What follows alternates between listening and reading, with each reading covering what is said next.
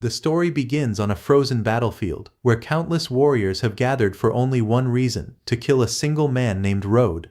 Attacks rain down from every direction as the soldiers charge toward him without hesitation. To them, Road is no longer even considered human. They call him a monster and accuse him of using forbidden arts, believing that someone like him has no place in their world.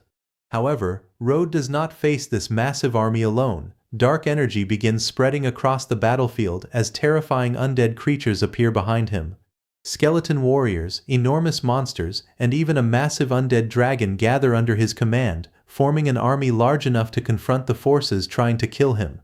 And there is only one reason why the entire world fears Road this much. He is a necromancer, a man capable of controlling the dead and turning them into his own soldiers. Because of this forbidden power, everyone sees Road as an existence that must be destroyed. The warriors raise their weapons and charge toward him while shouting for his death, declaring that taboo magic like his should never be allowed to exist in their world. Seeing the massive army coming after him, Road remained completely calm. Since they hated his forbidden magic so much, he decided to show them exactly what that forbidden magic was capable of. Road immediately began preparing his most mysterious forbidden spell. An enormous pillar of energy erupted around him and shot high into the sky as terrifying power gathered across the battlefield. However, something unexpected happened. Instead of destroying his enemies, Road suddenly lost consciousness. When he slowly opened his eyes again, the battlefield, the soldiers, and even his massive undead army had completely disappeared. Instead, he found a familiar young maid named Leah standing beside his bed, repeatedly calling him young Master Road. At first, Road could not understand what was happening. Leah calmly told him that it was already time for breakfast, but Road barely paid attention to her. He looked around the familiar room before staring at his own reflection. He then reached toward the mirror and noticed that his body had become much younger. At that moment, Road finally understood the impossible situation he was in. He had somehow returned 20 years into the past. Road then began remembering everything that had happened to him. In his previous life, when he was 32 years old and already close to death, Road had somehow crossed over into another world. There, he became the world's only necromancer and mastered the forbidden arts of death.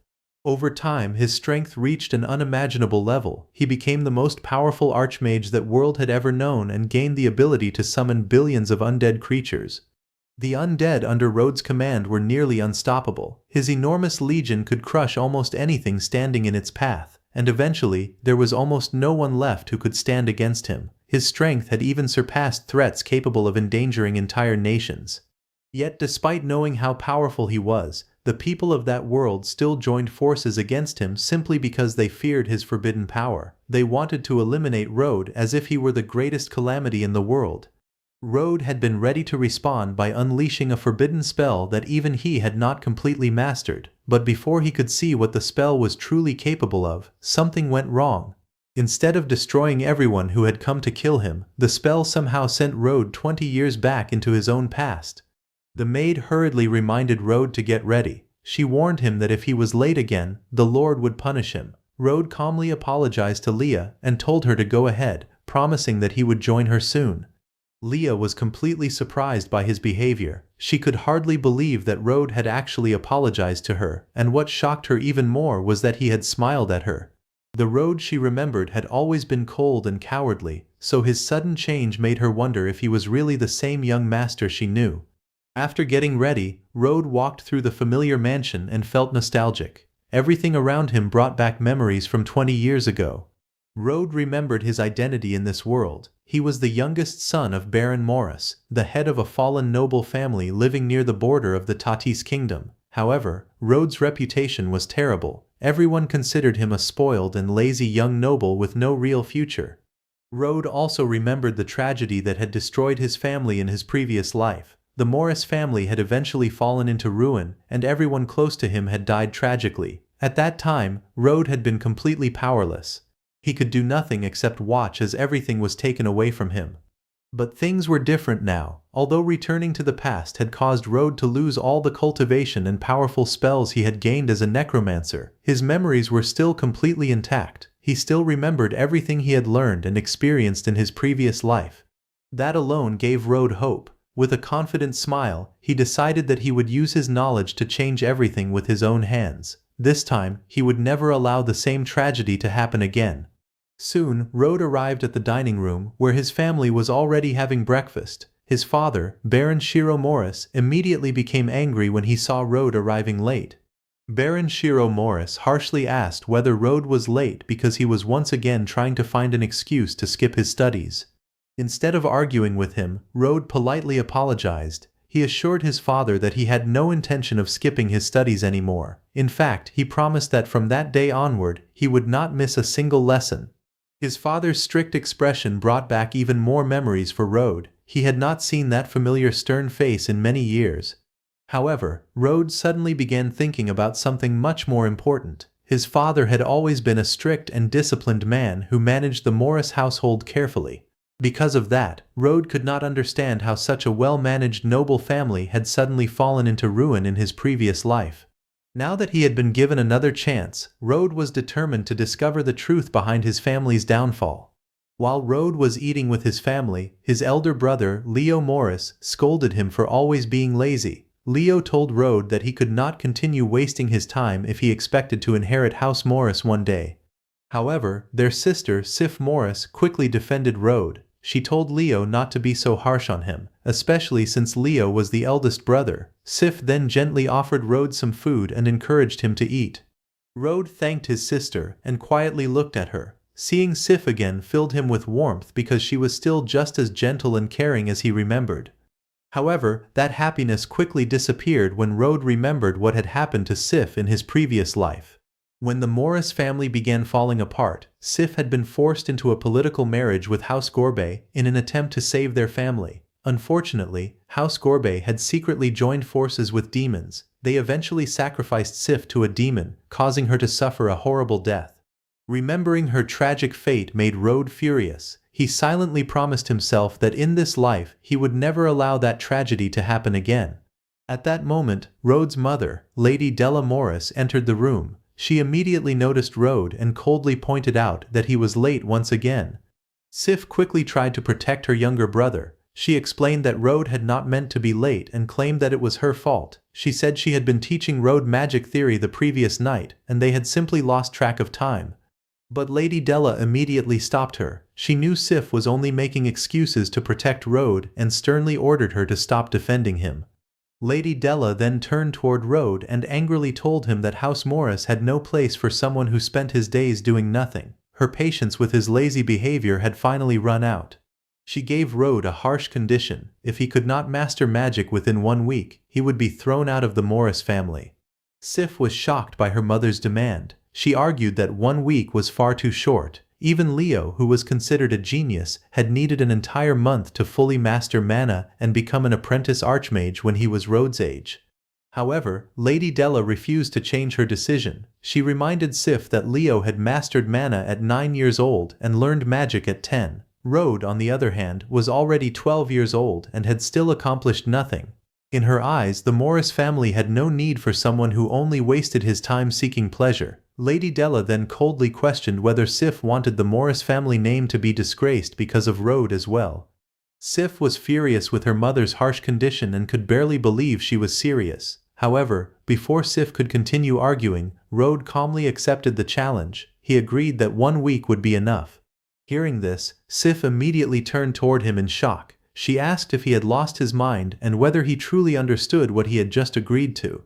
Road remained completely calm. Instead of backing down, he looked at his mother and asked what would happen if he actually managed to master magic within 1 week. Lady Della confidently replied that if Road could truly accomplish it, she would grant him any request he made. Road immediately accepted the deal. However, he already knew exactly what he wanted as his reward. He told his family that once he mastered magic within 1 week, he wanted permission to enter the hero's tomb.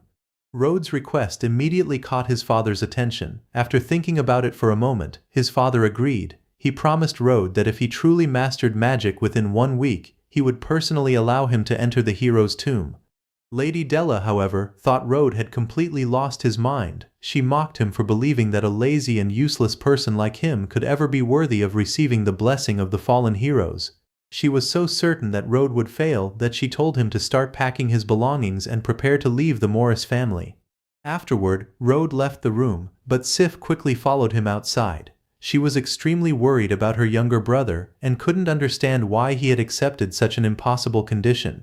Sif told Road that if he had simply apologized to their mother, she might not have threatened to throw him out of the family. In her eyes, Road's usual lazy behavior had finally pushed their mother too far.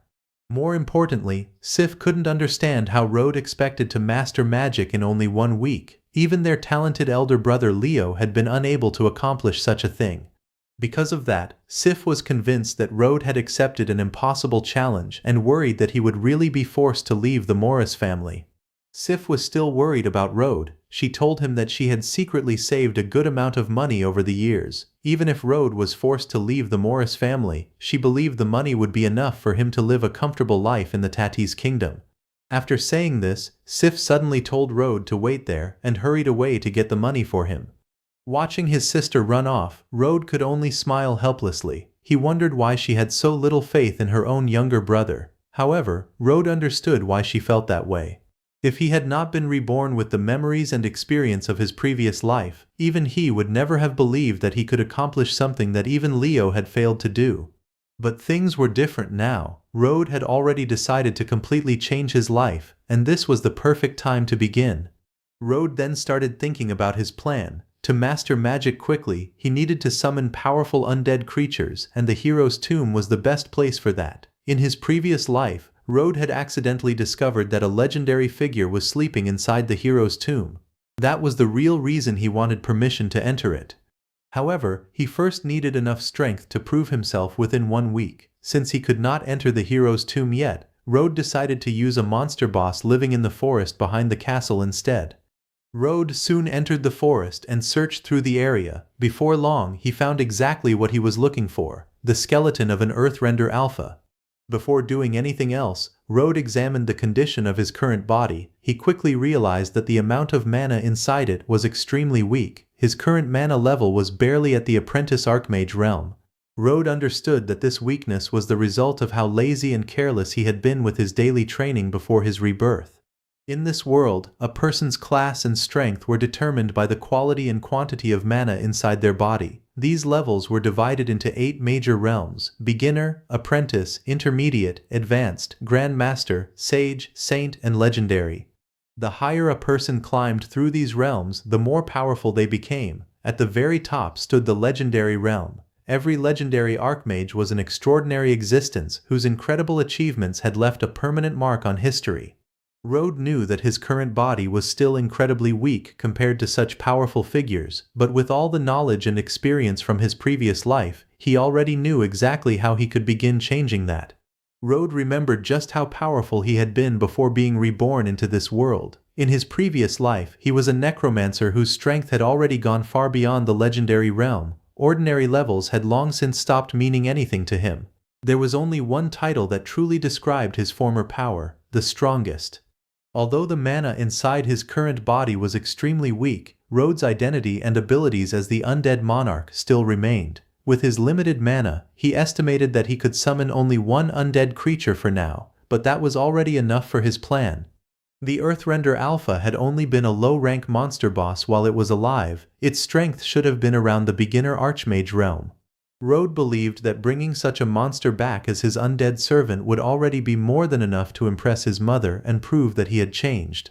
Standing before the monster's remains, Road released his mana. Powerful blue energy immediately surrounded his body as he prepared to use his necromancy. Road calmly stretched out his hand toward the skeleton and commanded his servant to awaken from its eternal sleep. He then ordered the creature to rise and bow before its master. A mysterious blue flame appeared and surged with power. At the same time, the ground around the skeleton began cracking violently. Huge pieces of earth shattered apart as an enormous skeletal creature slowly rose from beneath the ground. The monster finally broke free with tremendous force and released a terrifying roar. The creature was the Earth Splitter, a low-rank monster boss. Its enormous skeletal body towered over Road, covered with sharp horns, spikes, and massive claws. Despite its frightening appearance, Road remained completely calm as he stood before it. The enormous undead monster lowered itself before Road. Instead of attacking him, it immediately recognized Road as its master. With complete loyalty, the Earth Splitter bowed its head and respectfully addressed him as its lord. Road looked at the undead Earthrender he had just summoned and examined its abilities. It was still considered a low-rank monster boss, but after becoming undead, it retained several powerful skills, including Lava Charge, Roaring Inferno, and Seismic Eruption. Road decided to test one of those abilities. He activated Roaring Inferno, causing blue flames to gather around his hand. As a necromancer, Road could borrow and use the skills of his undead servants to a certain extent. Although the power of those borrowed skills would be greatly weakened when he used them himself, Road believed it was still more than enough to prove that he had successfully mastered magic. He then released the gathered energy. A powerful blast of blue flames shot from his hand and struck a nearby tree with tremendous force, blasting straight through its trunk. Seeing the result, even the Earthrender was amazed by its master's strength. Road, however, simply smiled and thought that the result was not bad. Still, Road understood the limits of his current body. With the small amount of mana he currently possessed, summoning and maintaining just one Earthrender was already the most he could afford. He then absorbed the remaining energy around him and realized that he still had a long way to go before recovering his former strength. Even so, Road wasn't worried. Having the Earthrender as his undead servant should already be enough to keep his strict mother from constantly pressuring him. Meanwhile, the story shifted to an ancient place known as the Hero's Tomb. This enormous tomb had existed long before the founding of the Tati's kingdom. According to legend, the Hero's Tomb was the final resting place of powerful human heroes from ancient times. Before their deaths, ancient sages had sealed the remaining powers of those heroes inside the tomb. Those powers had remained there for generations, patiently waiting for worthy descendants to appear and inherit them. It was said that whenever a talented young person caught the attention of one of the heroic souls inside the hero's tomb, that person would receive a special blessing. This blessing could place them on the path toward true power. Because of this, almost every young person in the Tati's kingdom dreamed of entering the hero's tomb and gaining the recognition of an ancient hero. Road remembered that his older brother, Leo, had once received such a blessing from the hero's tomb. Afterward, Leo joined the royal army and earned great achievements on the battlefield. Thinking about his outstanding older brother, Road finally understood why his mother was always so disappointed in him. However, Road had no intention of following the same path as everyone else. As a necromancer who practiced forbidden arts, receiving a blessing wasn't his true goal. What Road really wanted was something far more ambitious. He planned to enter the hero's tomb and subdue the powerful entity sleeping inside it. Sometime later, Road returned home. As soon as he arrived, his older sister spotted him and angrily called out his name. She immediately demanded to know where he had disappeared to, reminding him that she had specifically told him to wait for her. Before Road could properly answer, she grabbed and pulled his ear, making him complain that it hurt. His sister then warned him to keep a low profile for the next few days and stop doing things that would make their mother even angrier. She also told him not to worry about being exiled from the family because she would personally speak to their mother on his behalf. Road casually told her not to bother. His sister immediately became annoyed and asked what he meant by that. Road smiled and reassured her that he wasn't going to be kicked out of the family. He jokingly added that he couldn't bear the thought of leaving his dear sister behind. Hearing those words, his sister's anger disappeared for a moment. She quietly looked at Road, surprised by what he had said, and softly called his name. Just then, a maid hurried over and informed Road that his magic lesson was about to begin. Hearing this, Road immediately told the maid, Leah, to lead the way. Leah agreed and quickly guided him toward the classroom. Road's sister watched him leave with concern. She knew that even Leo had been unable to accomplish what Road was trying to do. In her eyes, simply talking confidently wouldn't make it possible. She began wondering if she should still beg their mother to show Road some mercy. Soon Road arrived at the magic classroom. However, instead of quietly entering, he was immediately greeted by mocking laughter from the other students. One young nobleman, the youngest son of Baron Anta, sarcastically welcomed Road, calling him useless and making fun of him for skipping class.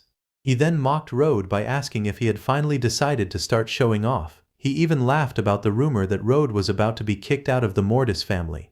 The other students joined in and laughed loudly at Road. However, Rode didn't seem bothered by their insults. At that moment, the elderly magic teacher, Mr. Rigo, interrupted them and announced that the class had already begun. He ordered Rode to hurry back to his seat. As Rode walked toward his seat, memories of his previous life returned to him. Back then, these students had mocked him every single day because he couldn't control mana properly. Even though Rode had now been reborn, nothing about their behavior had changed. Instead of reacting angrily, Rode remained calm. He politely greeted Mr. Regu and apologized for arriving late. Mr. Regu was slightly surprised by Rode's polite behavior. He awkwardly greeted him back and told him to take his seat. In his mind, Mr. Regu wondered why Rode had suddenly greeted him and even apologized for being late. It was completely different from Rode's usual behavior. Rode quietly walked toward his seat. However, the young nobleman who had mocked him earlier looked at him with irritation. He scoffed and thought Rode was nothing more than a hypocrite. Once everyone settled down, Mr. Regu began the magic lesson. He explained that mana was a powerful and mysterious force, while magic was simply the many different ways people could control and use that power. He continued by explaining that once someone mastered mana, they could specialize in different classes depending on the spells and abilities they learned. There were many possible paths, including mage, healer, spellblade, shadow assassin, and many others. The moment a person successfully learned magic, they would become an apprentice archmage. After that, they could continue refining and purifying their mana to gradually increase their rank. A mage could advance step by step, starting from the beginner rank, then moving to the intermediate rank, and eventually reaching the extremely powerful saint rank archmage. As Mr. Regu finished explaining the different ranks, one of the female students suddenly raised her hand. Curious about an even higher level of power, she asked Mr. Regu about the legendary rank. Mr. Regu continued explaining the higher levels of magic. He told the students that those who reached the legendary rank were called legendary because they were like living myths. Each legendary mage became a symbol of their nation, and their great achievements were recorded in history. Reaching that level was the ultimate dream of almost every archmage. However, Mr. Regu explained that legendary archmages were now so rare that they practically existed only in legends. Even Grand Masters could be counted on one hand. Their own Tatis kingdom had not produced a single legendary archmage in the past 700 years. Because of this, Mr. Regu warned the students not to become too confident. He told them that mastering mana and learning magic were extremely important because those abilities would determine their position in the world. This was especially important for nobles like them. They needed to master mana before the age of 13, or they would already fall behind others from the very beginning. Just then, the youngest son of Baron Anta interrupted the lesson. With a mocking smile, he pointed out that there seemed to be one person in the room who still had not mastered mana.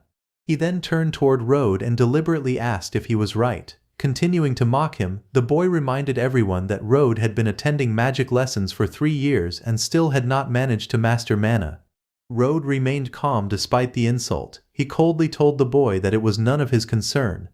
Then, with complete confidence, Rode declared that within 1 week, he would master mana and learn magic. As soon as Rode declared that he would master mana and learn magic within a week, the youngest son of Baron Anta burst into loud laughter. He called everyone's attention to Rode's words and mocked him for making such an unbelievable claim. The other students also began laughing and snickering at Rode. Even Mr. Regu was disappointed by Rode's bold statement. He had thought Rode had finally become more mature, but it seemed to him that Rode was still the same boastful young man as before. Rode ignored their laughter and remained calm. In truth, he could easily prove them wrong right now. However, he knew that suddenly mastering Roaring Inferno in just 1 day would attract far too much attention. Everyone would think there was something strange about him. Because of that, Rode decided not to reveal his abilities yet. It would be much safer to wait until the end of the week before showing everyone what he could really do. Later that night, Saif went to see her mother. When she entered her room, she respectfully called out to her. Her mother was calmly drinking tea when she noticed her. Seeing Saif visit her at such a late hour, she became curious and asked what had brought her there. Rode's sister stood nervously before their mother and begged her not to expel Rode from the family. She desperately wanted her mother to give him another chance. However, her mother immediately became angry. She could not understand why her daughter was begging for someone she considered useless. She declared that although House Morris had fallen from its former glory, they still had the pride of a noble family. She then compared Road with Leo. Leo had already mastered mana at the age of 9 and successfully learned magic when he was only 10 years old. Road, on the other hand, was already 12 and had still failed to achieve the same thing. Because of this, she considered him nothing more than a pleasure-seeking waste who had no place in the Morris family. Road's sister continued trying to convince her mother, but her mother refused to discuss the matter any further. She firmly ordered her daughter to forget about it and then walked away. Left behind, Road's sister could only watch her mother leave with a worried expression. She had tried to protect Road, but her mother had already made up her mind. She wondered what Road was going to do now. Finally, the 7th day arrived, and it was time for Road to prove the promise he had made.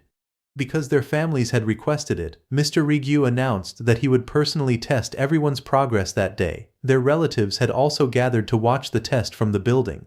With everyone watching closely, Mr. Rigyu told the students to show him exactly how much they had improved. Meanwhile, Road's sister watched the test from a window with their mother. Their mother coldly questioned why she was even bothering to watch. She believed they already knew how this would end and was certain Road would only disgrace House Morris once again. However, Road's sister still refused to give up hope. She asked her mother what she would do if Road actually succeeded. As she looked down at Road in the courtyard, she quietly wondered whether he could truly pull it off. At the same time, one of the young nobles was extremely excited. He had been waiting all week for the chance to watch Road fail and embarrass himself. Confidently stepped forward and mocked Road, saying he would show him what real magic looked like. He announced that he planned to specialize as an elemental mage. He then gathered magical energy in his hand and immediately cast a fire blast. A blazing ball of fire shot forward at high speed and smashed into the target with a powerful explosion. The young man was extremely proud of his attack.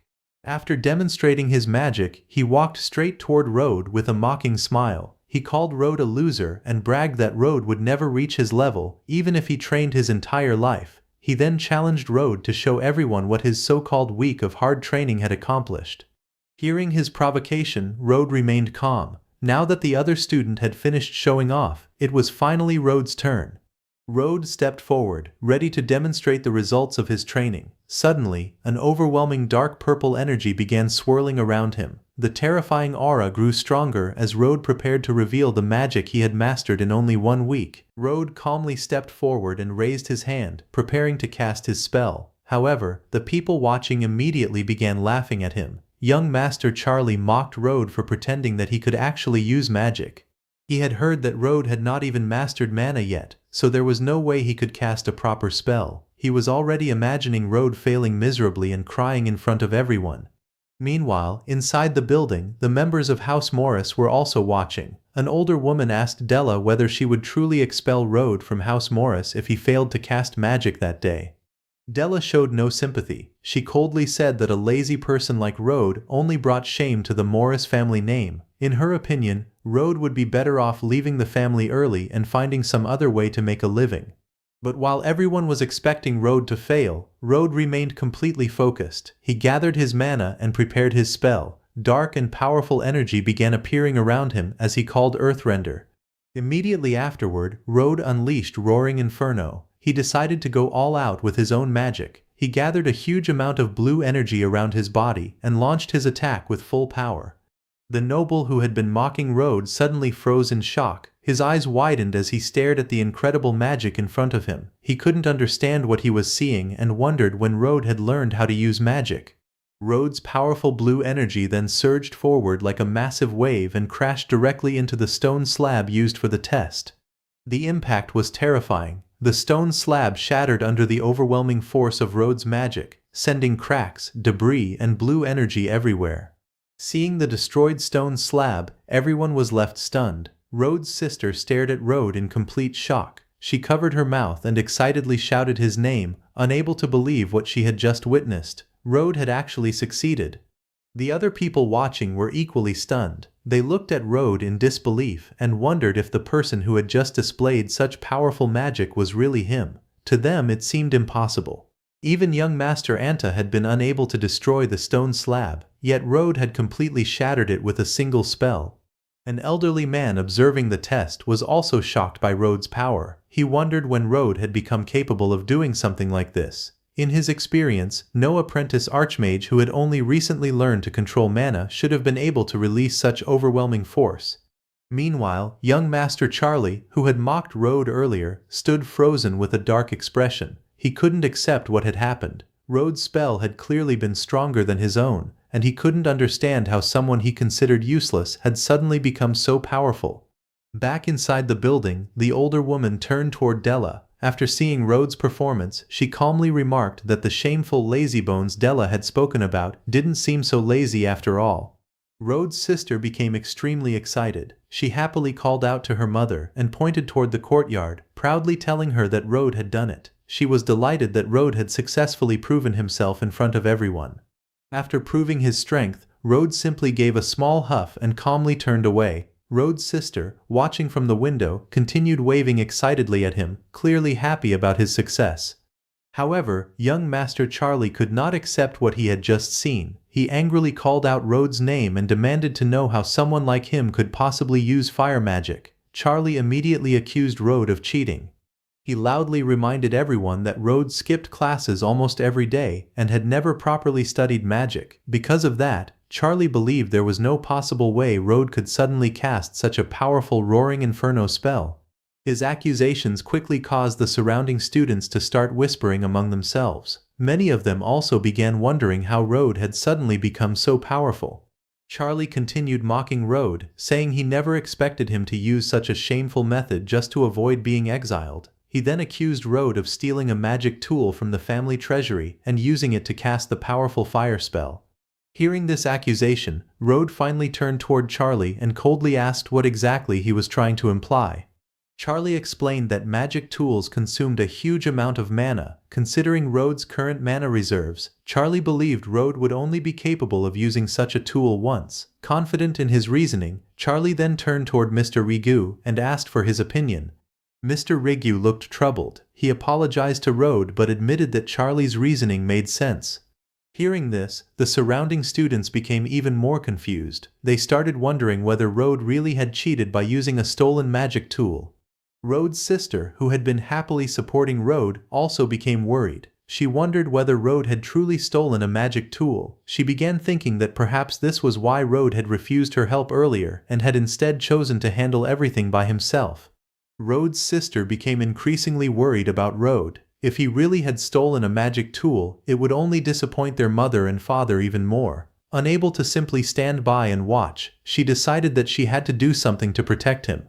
She quickly ran toward Road and the others. Reaching them, she asked Mr. Rigu not to blame Road. Road looked surprised when she suddenly appeared. However, before she could continue, she stepped forward and claimed that the magic tool Road had supposedly used actually belonged to her.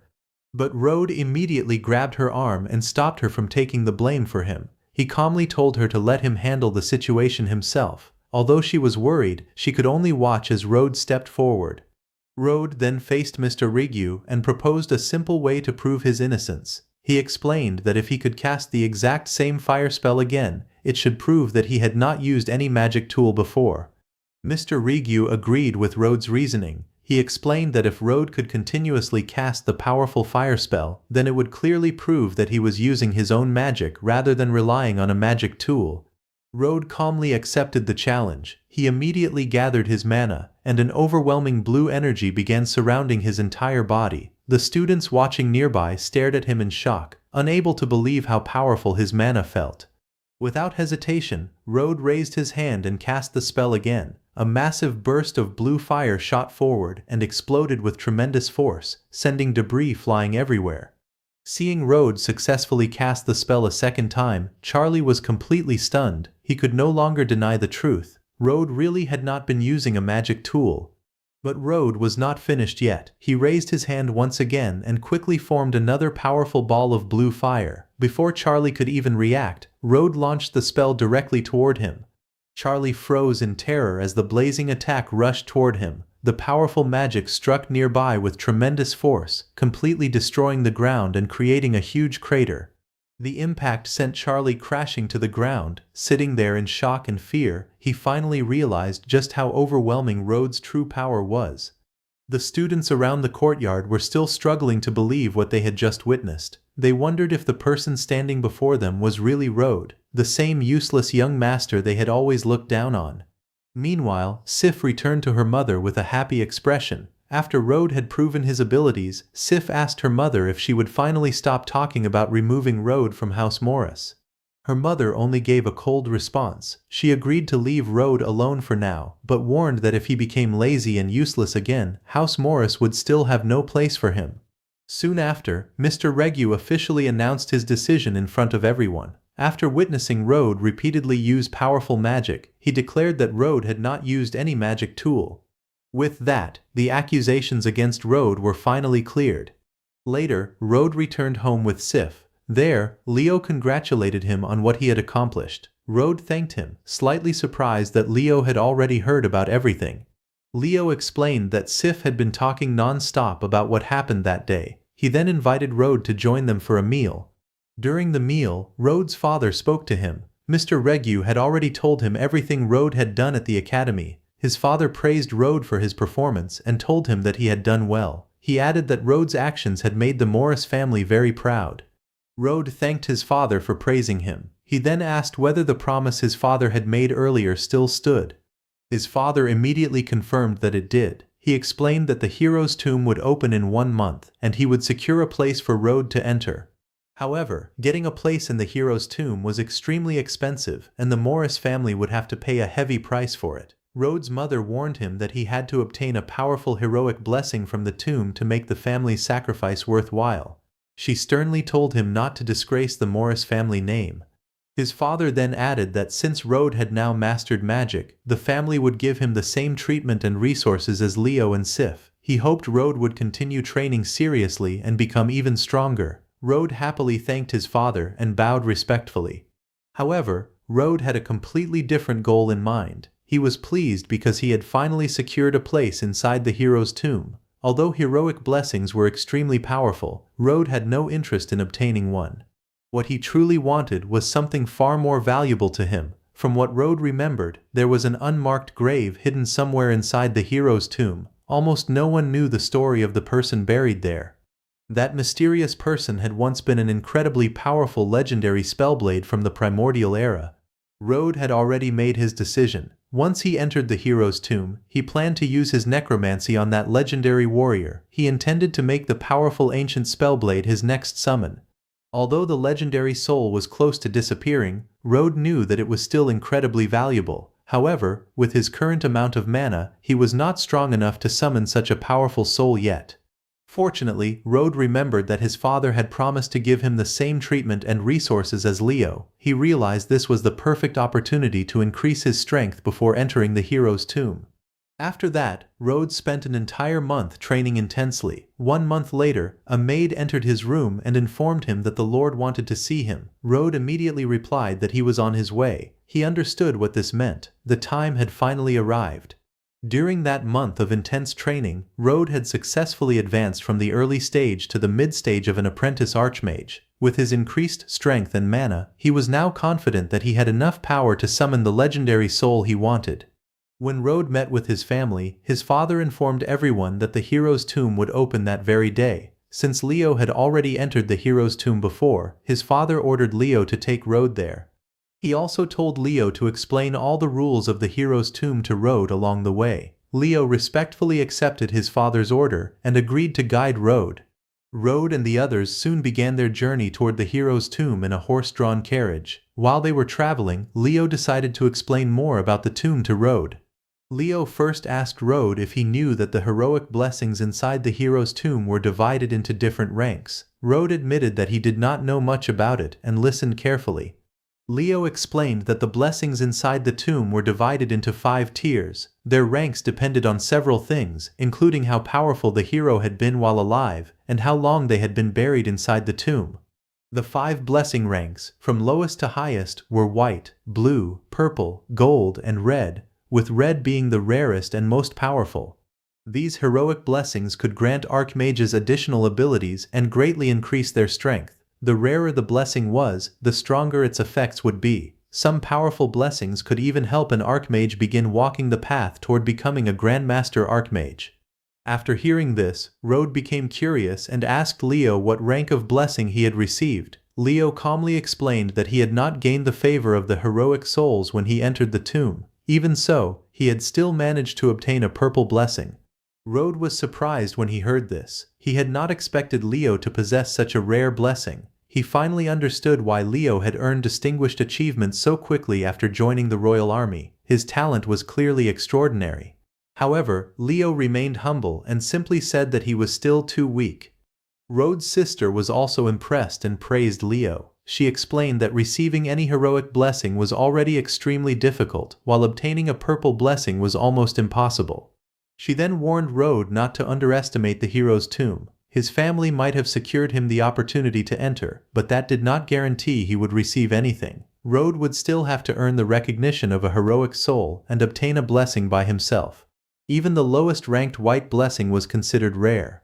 Road smiled awkwardly and told his sister that he understood, asking her not to put too much pressure on him. However, deep inside, he knew that he had not come to the hero's tomb simply to obtain an ordinary blessing. If his sister knew his true goal, she would probably become even more worried about him. Before long, their carriage arrived at the hero's tomb. The enormous entrance was guarded by towering armored statues, while countless graves and monuments could be seen deeper inside. Before Road entered, Leo gave him one final explanation. He told Road that he would have 3 hours inside the tomb, while Leo and Road's sister would remain outside and wait for him.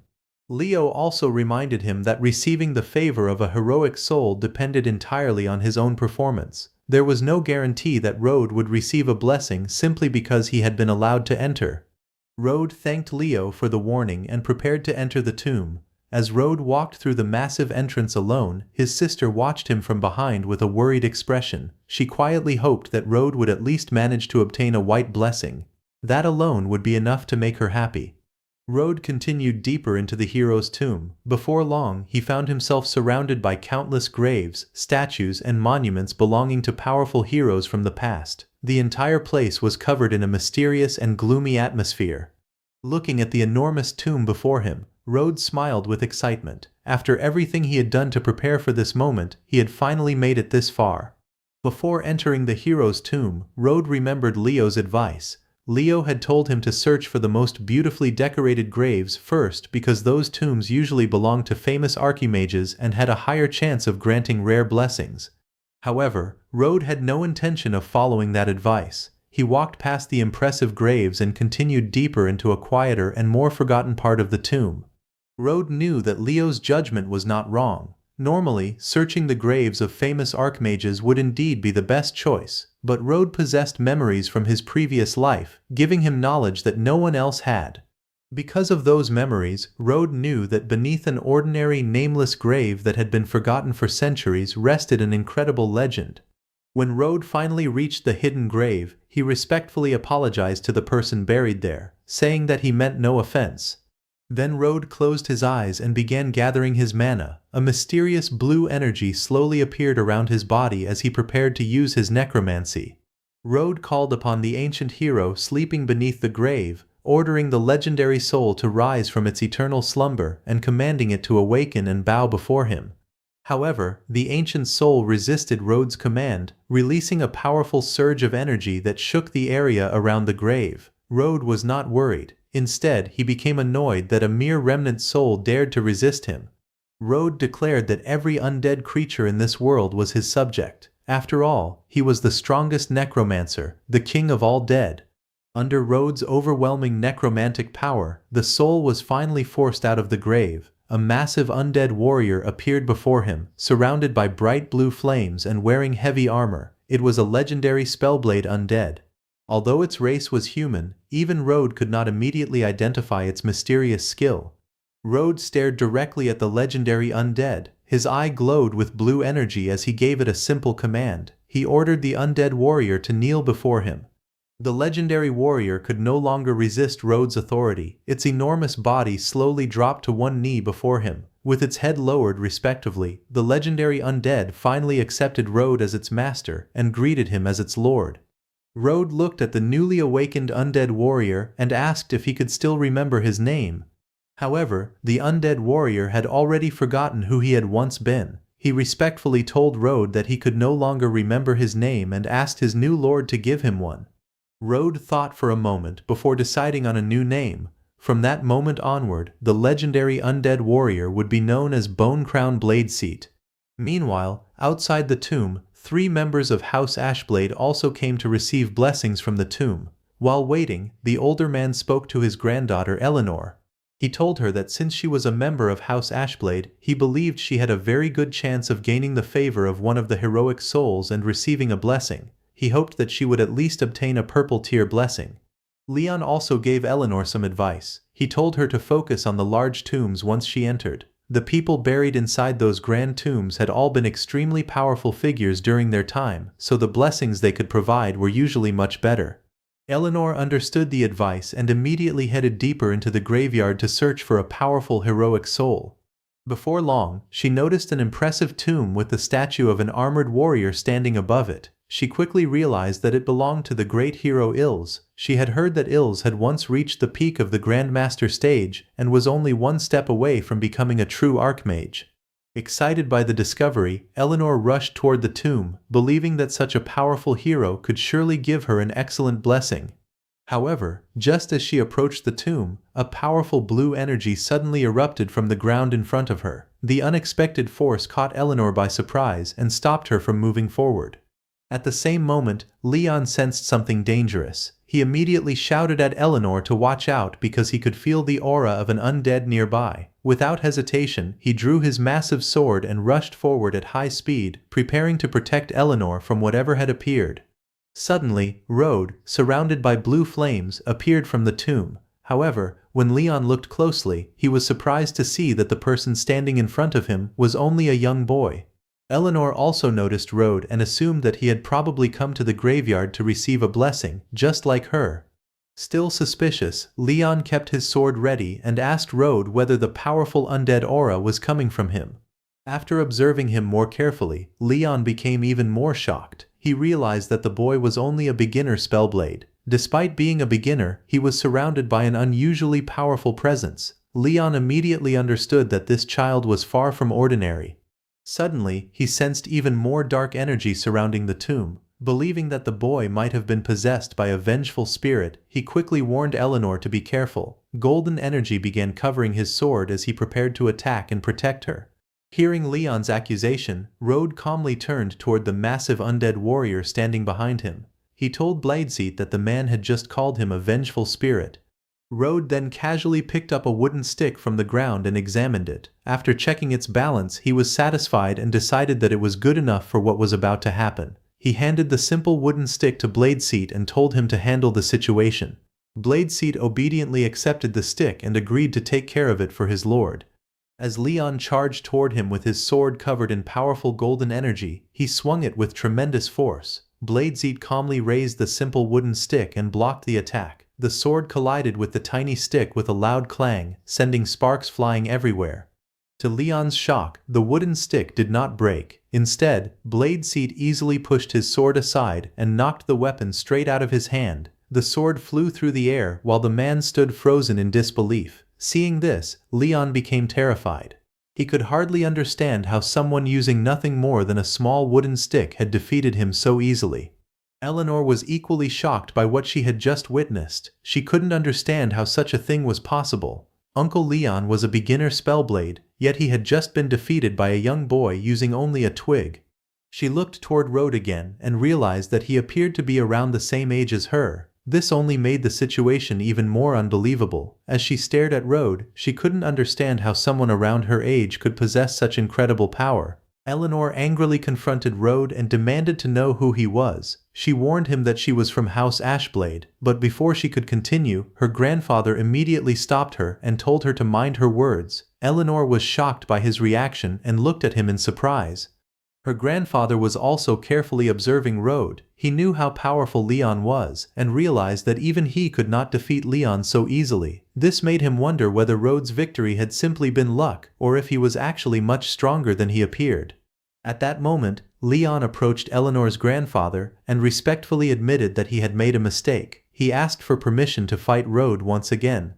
Leon immediately charged forward with his sword. He moved at incredible speed and launched a powerful attack toward Road.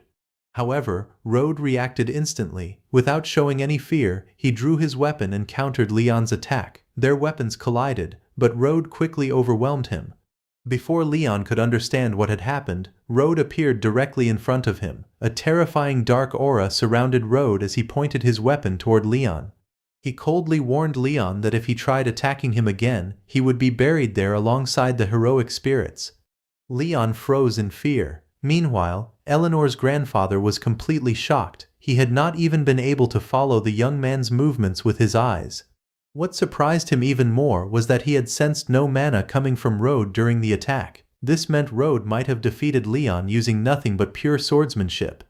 The realization left the old man deeply confused. He could not understand how someone so young could possess such incredible skill, and he began wondering who the mysterious young man really was.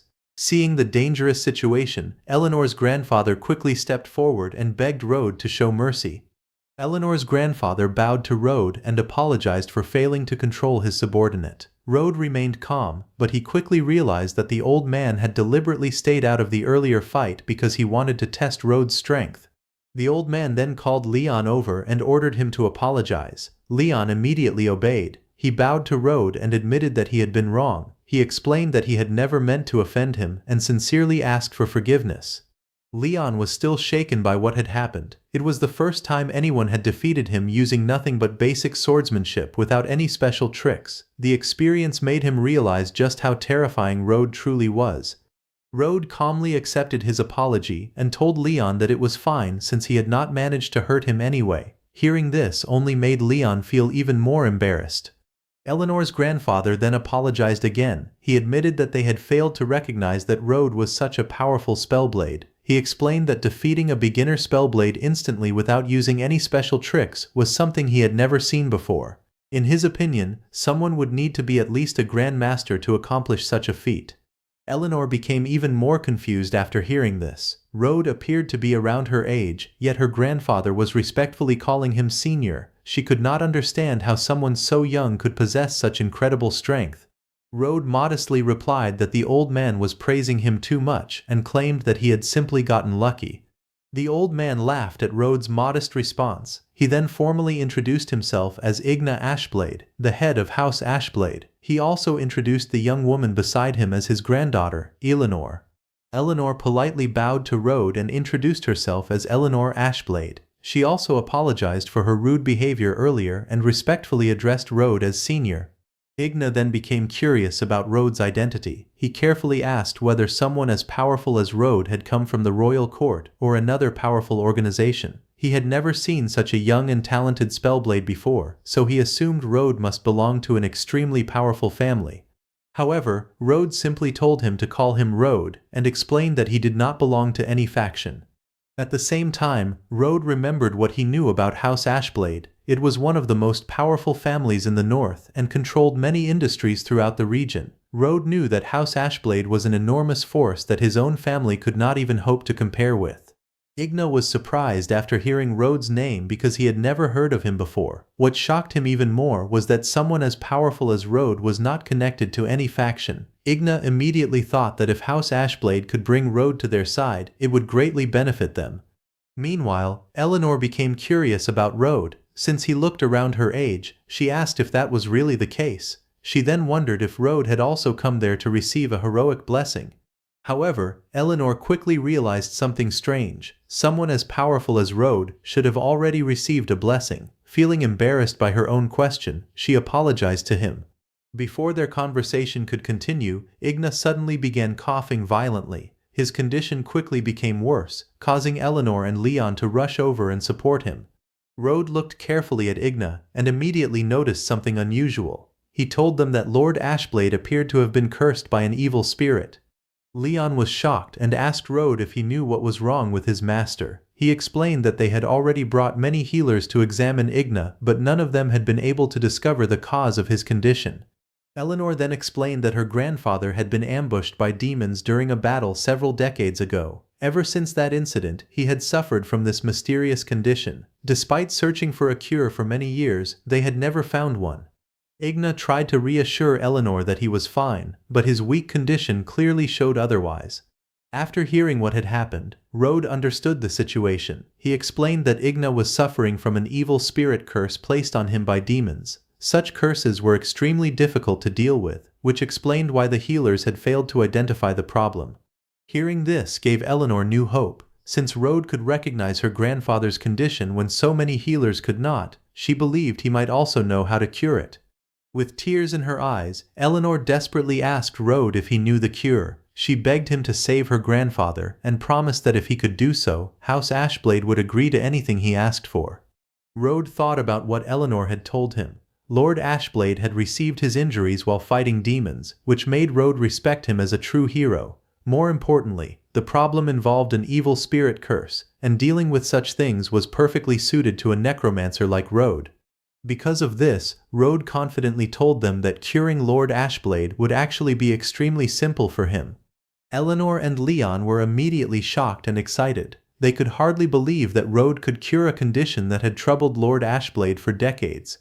Rode confirmed that he was serious. However, he explained that completely removing the curse would require him to prepare several things first. Hearing this, Eleanor became overwhelmed with happiness. After searching for a cure for so many years, there was finally hope that her grandfather could recover.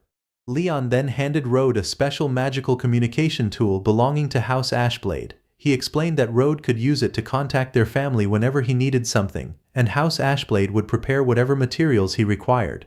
Leon also told Rode that once he was ready, he would personally come and pick him up. He again assured Rode that he could contact them anytime if he needed anything. Rode calmly accepted the communication tool and agreed. After leaving them, Rode thought about everything he had gained from the trip. He felt that the journey had been very rewarding. After summoning Bladeseat's soul, Rode's strength had increased significantly. However, Rode also understood that Bladeseat had been dead for centuries. Because so much time had passed, the soul's current power was probably only around 1% of what it had possessed at its peak. However, he was confident that with his help, Bladeseat would eventually regain his former peak strength. Just then, Sif approached Rode and urgently called his name. She immediately asked which heroic spirit had blessed him and what tier the blessing was. Rode suddenly realized that he had completely forgotten about this problem. He couldn't possibly explain that what he had gained inside the tomb was far more valuable than any ordinary heroic blessing.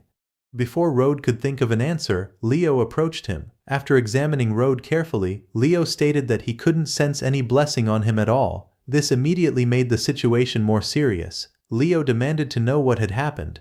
He explained that the family had paid a huge price to secure this opportunity for Rode, yet Rode had returned from the tomb without receiving any heroic blessing. Leo looked at Rode with disappointment. He told Rode that he had hoped Rode had changed, but in the end, he was still as disappointing as ever.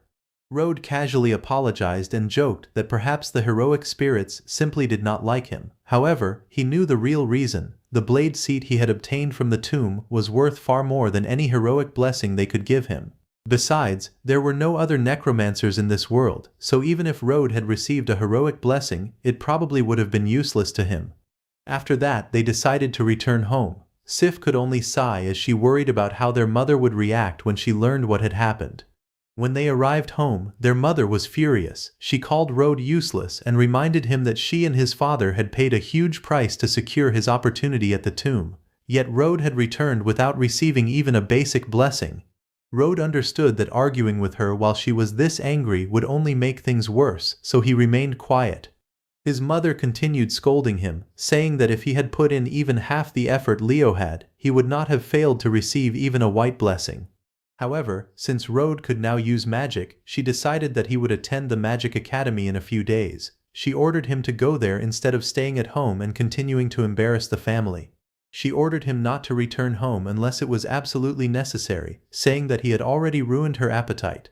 After hearing that he was being sent to the Magic Academy, Rode began thinking about it. With all the magical knowledge he had gained in his previous life, he believed he probably knew enough to teach the instructors there himself. However, he realized that the academy might contain rare materials that could help him upgrade Blade Seat, so attending the academy could still be useful.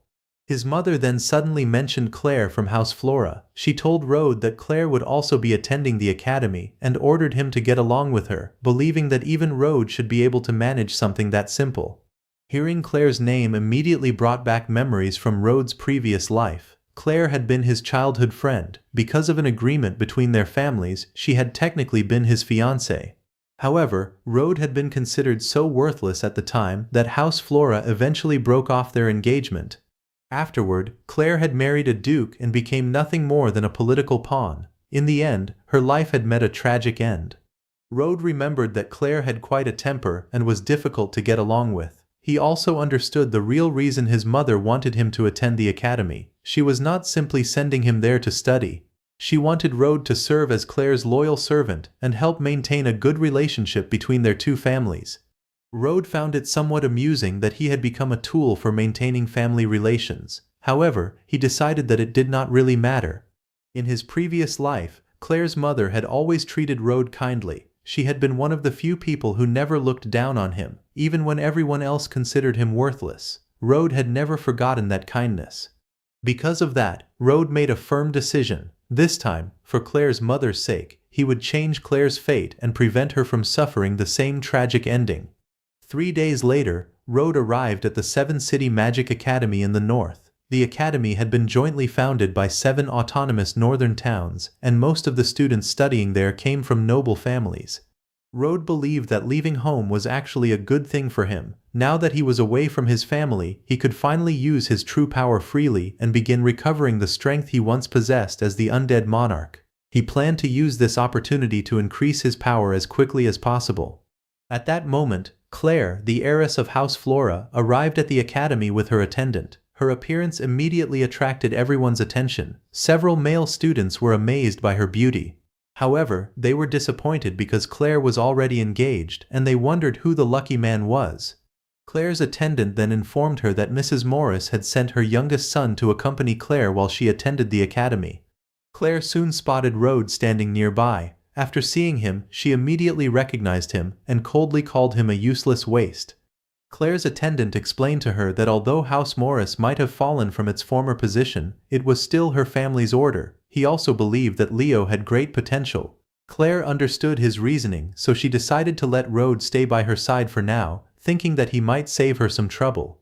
Meanwhile, Rode noticed Claire and thought that she was still as arrogant as ever. Just then, Eleanor suddenly called out to Rode as master. She was shocked to see someone like him at the Magic Academy and quickly guessed that he must have come there for something important. She even wondered if Rode had come to investigate noble families who were secretly working with demons. Rode immediately told her not to call him master in public. However, Eleanor innocently agreed while calling him master once again. Confused, she asked what she should call him instead. Rode told her to simply call him Rode. He then asked about her grandfather. Eleanor explained that her grandfather was doing well and that they had almost finished collecting the materials Rode had requested. Hearing this, Rode was pleased. He told her to come find him at the academy once everything was ready. Claire suddenly called out to Rode and impatiently asked what he was waiting for. Rode casually replied that he was coming and followed her. Eleanor watched them leave and became confused. She wondered who Claire was and couldn't believe that someone would dare speak to her master so casually. As Rode walked beside Claire, she complained that he was too weak. She couldn't understand why her mother had ordered Rode to protect her when she believed she should be the one protecting him instead. Rode simply remained silent and listened to her complaints. Their appearance together quickly attracted the attention of the surrounding students. They wondered who Rode was and why he was able to stand so close to Claire. Just then, another young man appeared. The students immediately recognized him as Anderson, the son of Lord Rune. They had heard that Lord Rune had once proposed a marriage arrangement with House Flora. Because of this, everyone knew Anderson was especially interested in Claire, and they believed Rode would soon be in trouble since Anderson hated anyone who got too close to her. As soon as Anderson noticed Claire, he happily approached her. He greeted her warmly and asked why she hadn't told him that she was coming. Anderson explained that if he had known earlier, he would have personally come to escort her. Rode recognized the young man as Anderson Rune, the youngest son of Lord Rune. Rode remembered Anderson clearly from his previous life. Back then, Anderson loved showing off in front of girls and often bullied Rode for no reason. Seeing him again, Rode realized that Anderson had not changed at all in this life. Claire quickly became annoyed by Anderson's attention. She angrily told him to leave her alone. However, Anderson refused to give up. He asked Claire not to be so cold toward him and reminded her that she already knew how he felt about her. Claire had no interest in listening to him. She angrily told Anderson to get lost and said that she didn't care whether he was Lord Rune's son. She warned him to stay away from her. After being rejected so harshly, Anderson became furious. In his mind, he called Claire ungrateful. Unable to control his anger, he suddenly reached toward her and ordered her to come to him. As Anderson reached toward Claire, Rhodes suddenly stepped between them. Before Anderson could even react, Rhodes smoothly knocked his hand away, stopping him from touching Claire. Anderson was shocked by Rhodes' speed. He turned toward him angrily and demanded to know who he was. The students nearby quickly recognized Rhodes and whispered his identity to Anderson. After learning who he was, Anderson realized that Rhodes was the so-called useless young master of House Morris. Anderson's anger immediately grew stronger. He mocked Rhodes as a worthless member of House Morris and demanded to know why someone like him dared to interfere in his business. Anderson then grabbed Rhodes by the clothes, intending to teach him a lesson. However, Rhodes remained completely calm. A frightening blue aura suddenly began surrounding his body as his expression turned cold. He grabbed Anderson's arm and coldly told him to piss off.